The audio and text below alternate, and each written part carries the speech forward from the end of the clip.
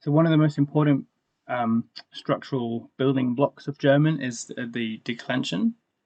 Um, Declension is a way of grouping words together according to their purpose. German divides words into four categories, four cases.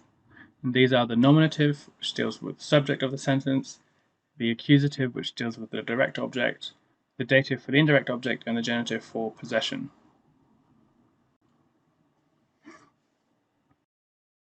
Very quickly, what do these terms mean in English in terms of parts of speech? The subject is the personal thing inside a sentence that performs the action of the verb. For example, Joseph went to the cinema, or I made dinner. So in these sentences, I or Joseph is the person doing the action, so that's the subject.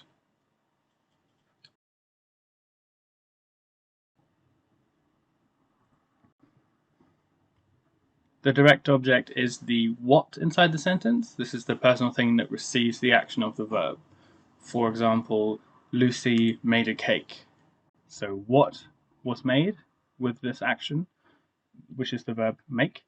In this case, a cake. So a cake is the direct object. And this is shown in German with the accusative case.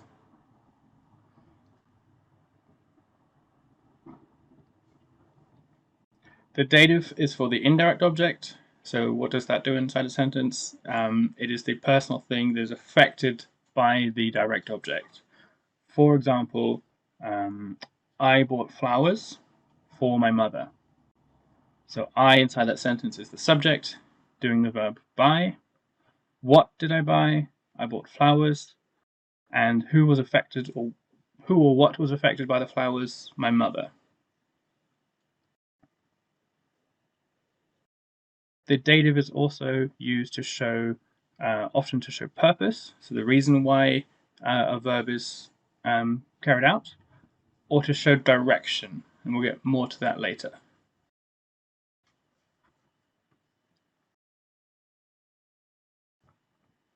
Lastly, the genitive is very basic in English. It's simply an apostrophe s after a proper noun or a noun to show possession. For example, we walked to Toby's house, or we walked to our friend's house. So English simply adds apostrophe s to the noun or the proper noun to show possession.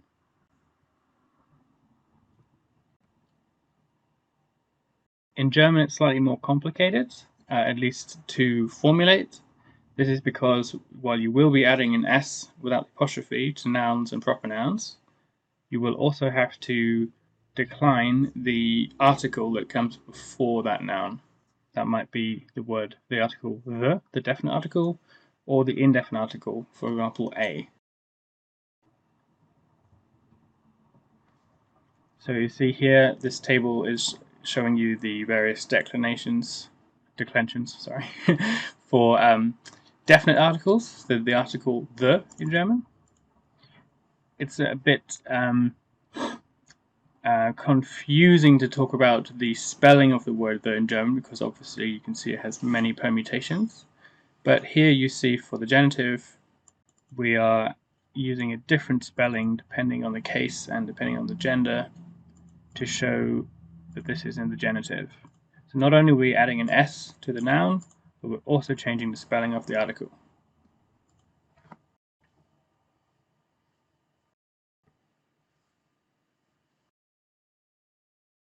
So having talked about the purpose of these cases and drawing attention to the changes in spelling, it's now necessary to also talk about times when these rules get ignored.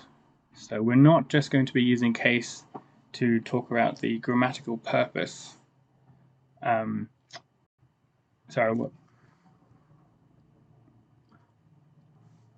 So it's not just the grammatical purpose of a part of speech in German that will determine if we're going to be using the accusative or the dative or the genitive or the nominative.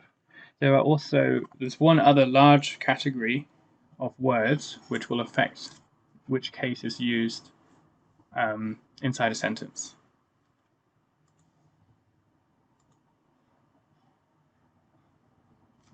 So after the grammatical purpose of a part of speech, the next most important determiner in choosing which case to use, is the prepositions.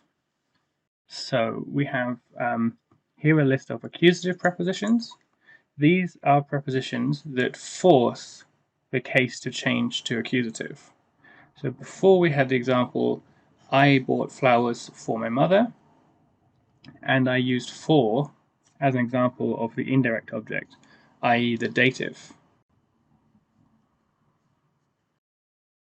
This is because the purpose of the word for in that sentence is to show the personal thing that is affected by the direct object. It should be the dative. However, für in German, is an accusative preposition.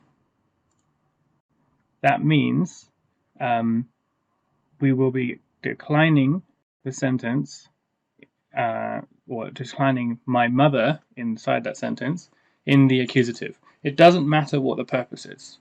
This takes precedent.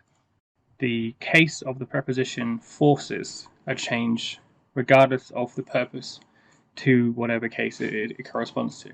Here is a list for the accusative. I suggest reading through and learning all of these and remembering that they are accusative prepositions.